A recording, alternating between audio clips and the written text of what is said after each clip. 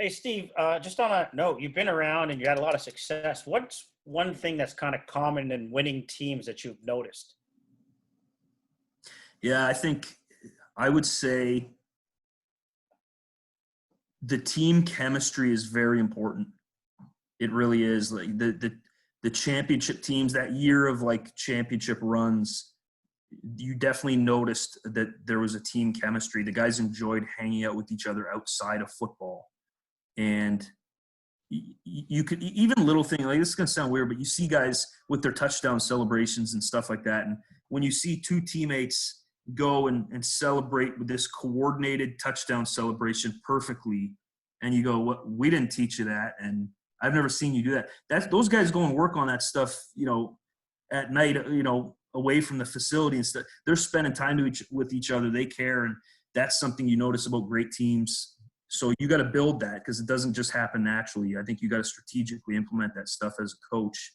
And then I think there's like the one thing that I've always noticed, and this even goes back to like being a younger athlete on like high school basketball teams. I remember was the great teams.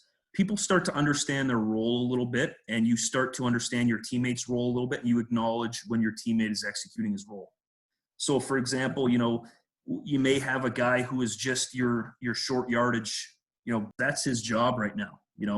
And you get into short yardage, and he trots onto the field and subs a guy out, and the guy that's getting subbed out probably doesn't want to come out, but he knows, hey, this is this guy's role. And he claps him on the hand, and then those guys execute it, and then he jogs off the field, and the whole bench knows, hey, you just did your job. And even though you're not a starter in every down football, that's your role. We know that you did that well. That's important to team as championship teams, as well as like people understand the total dynamic of how this team's going to win. And it's not just star players, it's backups and people that come in just to cover kicks and cut off field returns and make tackles. And you want, as a coach, you want to acknowledge that so that people know and educate your team on the different roles that exist, so that you can celebrate kind of the micro victories on the journey to being a great team, right? And then obviously there's got to be that kind of internal drive from the players that isn't being coached, that these guys do want to win. They want to be great. They want to be remembered. They want to make each other better. They want to be, the best.